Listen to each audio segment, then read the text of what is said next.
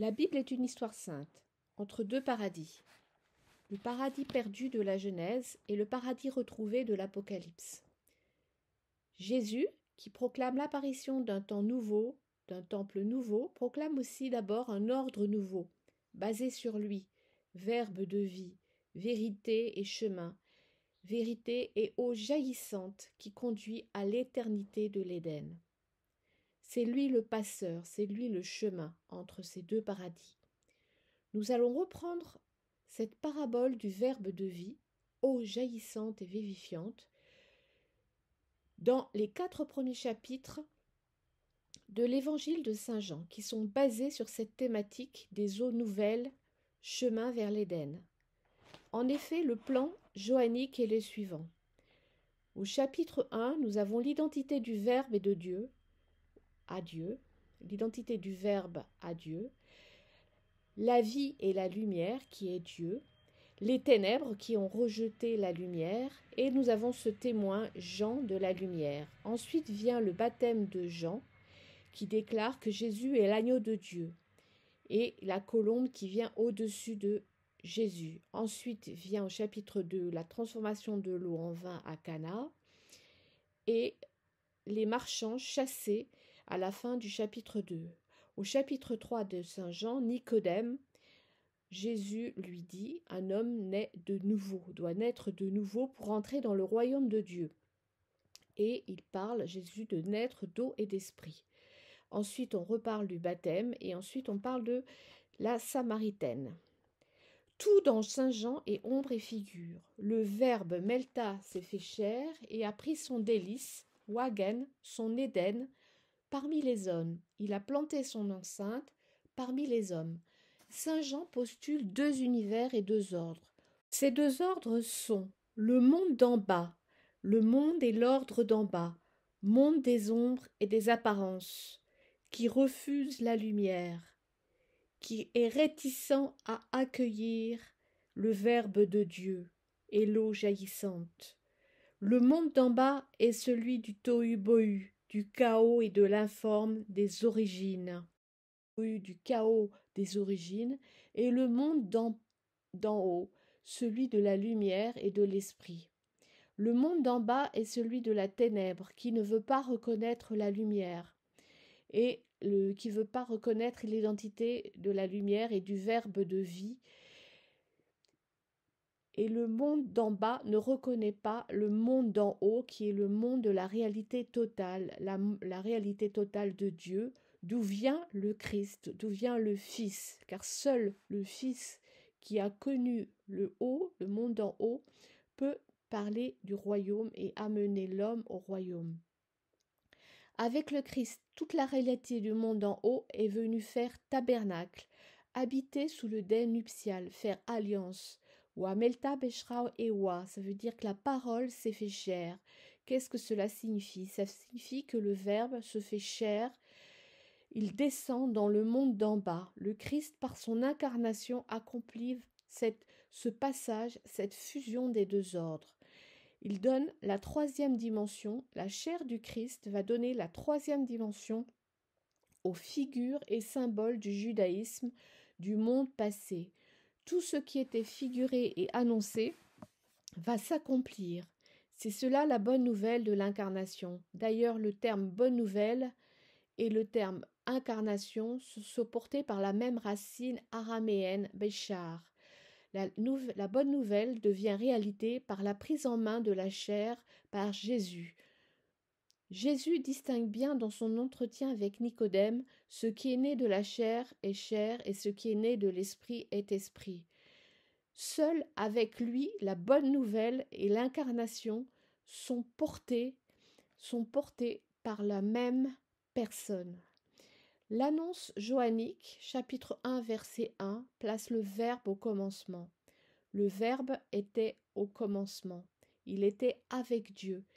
Et cela se réfère au Béréchit de la Genèse, au chapitre 1, verset 1 de la Genèse. Le Verbe était Dieu, il était avec Dieu dans l'évangile de Saint Jean. Le Verbe est la vie et la lumière au verset 4 de Saint Jean. Les ténèbres ne l'ont pas reçu verset 5 de Saint Jean. En fait, tout cela, c'est le calque du début de la Genèse, qui évoque bien un monde informe et vide, le tohu-bohu des origines, et qui nous dit que l'Esprit de Dieu, roi, planait au-dessus des eaux. Donc voilà, la présence des eaux qui était le réceptacle de cet Esprit de Dieu et qui était présente, préexistante à tout. Donc les eaux étaient préexistantes puisqu'elles sont là au verset 2 de la Genèse. Elles étaient préexistantes avant la lumière. Jean, au verset 4, lui introduit le témoin oculaire de toute cette merveille et de toute cette création, puisqu'il va citer le témoin oculaire Jean le Baptiste, qui est le témoin oculaire de la lumière préexistante. Puisque celui qui vient après moi m'a précédé et était avant moi. Donc la lumière, qui est le Christ, était préexistante.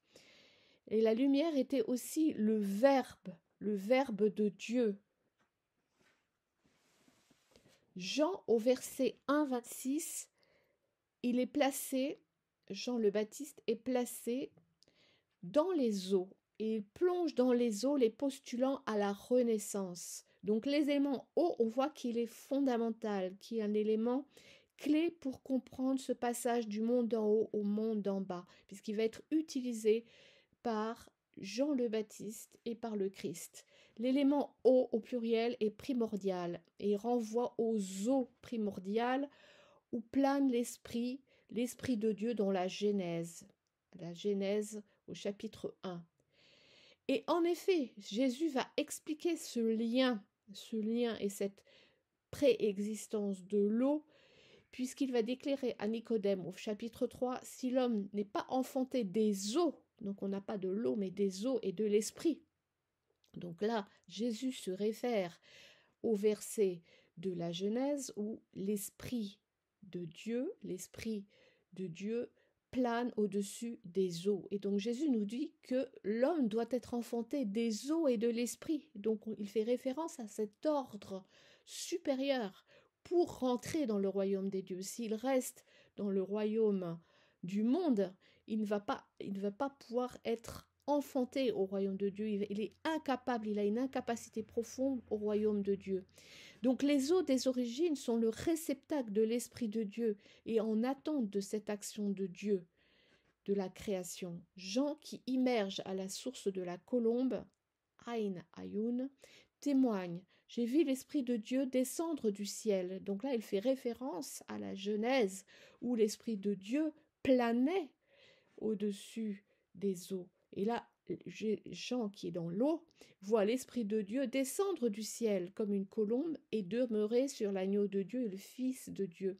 Donc l'agneau de Dieu et le Fils de Dieu, qui est Jésus, est le passeur entre ce monde d'en haut et ce monde d'en bas qui se fait au niveau des eaux. Jean identifie ces deux scènes. Il va donc dire que la scène où il voit Jésus, agneau de Dieu, Fils de Dieu, qui est dans l'eau, il identifie cette scène à la scène de la Genèse où il y a création de la lumière et la séparation de la lumière des ténèbres des origines et la séparation des eaux. Donc en fait, l'apôtre Jean nous montre dans cet épisode de Saint Jean qui baptise et de Saint Jean qui voit l'Esprit de Dieu descendre telle une colombe sur Jésus. Donc il nous fait référence à cette création, à cet instant de la création initiale, ce Béréchit, où l'Esprit de Dieu plane sur les eaux. Donc il faut renaître avec le Christ et se replacer au commencement. Pour renaître, pour aller dans le royaume de Dieu, il faut se replacer à ce commencement, à ce Béréchit, où les deux ordres peuvent se rencontrer. Ces deux ordres ne peuvent se rencontrer que dans les eaux baptismales du Christ. Le Christ est le passeur, il est l'eau vive qui permet cette fusion du monde d'en haut et du monde des apparences. Il est cette eau vive primitive où plane l'Esprit de Dieu, qui permet d'entrer en contact avec le royaume.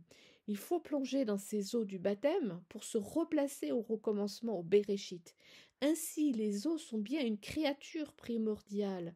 L'eau est avant la mise en ordre du monde. Elle est avant, elle est présente au chaos originel, au tohu-bohu originel. Elle est dans la main de Dieu. Seule l'eau était le trône de Dieu dans ces instants de Béréchit. C'était la créature, c'est une créature pascale qui va noyer le péché. Et l'eau va noyer le péché avec le déluge de Noé, va s'ouvrir devant le peuple de Dieu pour ouvrir l'alliance, le peuple de Dieu qui sort d'Égypte. Elle va renouveler la création au Jourdain avec ce passage de Jésus qui fait descendre l'Esprit de Dieu qui fait sur les eaux une seconde fois, comme cette descente avait eu lieu à la création des origines. Jean le Baptiste va proclamer la filiation divine et la présence de l'Esprit sur le Christ. Et cette eau va rejaillir sur le monde, va redescendre une fois de plus sur le monde lorsque Jésus va avoir le cœur percé. Donc de l'eau va jaillir de son cœur. Jean est le témoin absolu. Jean, l'apôtre, et Jean aussi, le Baptiste, est le témoin absolu de la lumière. Il témoigne de cette théophanie de la descente de l'Esprit qui ne plane plus au-dessus des eaux, mais a plongé dans l'eau qui a été recréée. Et cette eau que va demander Jésus à la Samaritaine, donne-moi à boire des eaux, proclame cette identité du Verbe de Dieu comme étant la source d'eau inépuisable et intarissable. Donc, à la Samaritaine qui cherche les eaux d'en bas, puisqu'elle cherche les eaux qui seraient faciles à accéder, les eaux du puits, les eaux de son quotidien, eh bien Jésus va changer, va basculer sur le monde d'en haut et lui parler de l'eau du monde d'en haut, qui est le Verbe de vie, source inépuisable et intarissable, le source de l'alliance renouvelée avec le Père. Et donc là, Jésus, lorsqu'il dit « des eaux vives sortiront de quiconque croit en moi, des fleuves d'eau vive couleront de ses entrailles », fait référence à de multiples passages de la Bible, Proverbes 10, 11, 18, 4, Ésaïe 12, 3, 44, 3, 58, 11, où c'est Dieu qui est l'eau qui jaillit, qui est une eau jaillissante du temple, de l'autel, dans Ézéchiel 47, dans Zacharie 14, des eaux vives sortiront de Jérusalem. À son donne-moi à boire des eaux, Jésus sollicite la Samaritaine à changer d'ordre. Ce n'est plus l'ordre d'en bas, de l'eau d'en bas. Il faut accéder à l'ordre d'en haut, celui de la proclamation de la foi. Et donc, il lui dit ce qu'il reproclamera de façon officielle et solennelle au verset de Saint Jean 7, 37. « Si un homme a soif, qu'il boive. Quiconque croit en moi, des fleuves d'eau vive couleront de ses entrailles. » Donc les eaux purificatrices jaillissant de la roche de Moïse jaillissent du nouveau temple de Dieu, qui est le Verbe, lumière du monde, eau jaillissante du mot d'en haut, du monde d'en haut, descendant pour faire ses délices avec le monde d'en bas et devenant vin des noces.